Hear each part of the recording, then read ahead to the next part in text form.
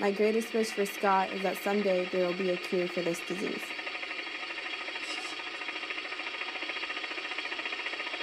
Scott was diagnosed during the newborn screening process. He was 3 weeks old when he was officially diagnosed. Scott had to do respiratory therapy twice a day for 30 minutes.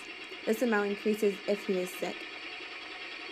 We currently have a vest machine that shakes the mucus loose. Scott also takes 8 different medicines every day.